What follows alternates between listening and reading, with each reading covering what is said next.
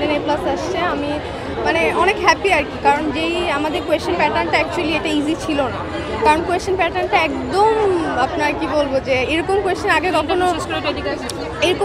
আগে কখনো ঢাকা বোর্ড করে নাই। এটা ঢাকা বোর্ডে করা উচিত হয় নাই, কারণ হচ্ছে যে আমাদের তো শুধুমাত্র যে বিকারুন্নেসা, হলি ক্রস, নটরডেম এরা পরীক্ষা দেয় তেমন তো না।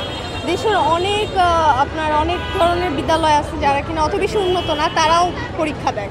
সুতরাং ওই মাথায় রেখেই আমাদের কোয়েশ্চেনটা করা উচিত ছিল, বাট হচ্ছে ঢাকা বোর্ড এটা কী করছে আমি জানি না। তো আমি বলবো যে যা হওয়ার হয়েছে, জাস্ট অ্যাডমিশনের সময় যাতে একটু মানে আমাদের একটু কনসিডার করা হয়, একটু কোয়েশ্চেনটা ইজি করা হয়, বা এত বছর ধরে যেই প্যাটার্নে করে আসছে সেই প্যাটার্নটা যাতে ফলো করা হয়, এইটুকুই বলবো। আচ্ছা, এবারে পাশের হার কিন্তু খুবই কম, সেই ক্ষেত্রে বাকি আগামীতে যারা প্রিপারেশন নেবে তাদের উদ্দেশ্যে আসলে কি বার্তা থাকবে, সেই সাথে আপনার ভবিষ্যৎ পরিকল্পনা কি? আচ্ছা, আমার ভবিষ্যৎ পরিকল্পনা হচ্ছে, আমার ইচ্ছা Dhaka university, target Dhaka university, বাকিটা আমার ইচ্ছা, আমি জানি না কী হবে।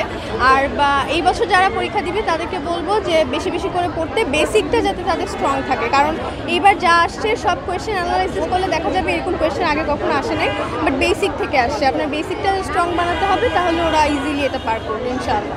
রেজাল্ট পাওয়ার পরে সবার আগে কাকে জানিয়েছেন? রেজাল্ট পাওয়ার পরে আমার বেস্ট ফ্রেন্ডকে। বাবা মাকে কেন জানান? বাবা মাই রেজাল্ট বের করে দিচ্ছে, তো আমরা পাশাপাশি ছিলাম। এখন পরিকল্পনা কি? এখন পরিকল্পনা অনেক অনেক অনেক পড়াশোনা করা, অনেক হার্ডওয়ার্ক করা, আর 2.5 মাস। এইবার ভার্সিটি অ্যাডমিশনটাও আগানো হয়েছে, এটাও উচিত হয় নাই, কারণ আমাদের একটা ন্যূনতম একটা টাইম দেওয়া উচিত, বাট এটাও তারা করে নাই। সুতরাং বলবো যে যাতে কোয়েশ্চেনটা একটু সুন্দর করে, এটাকে।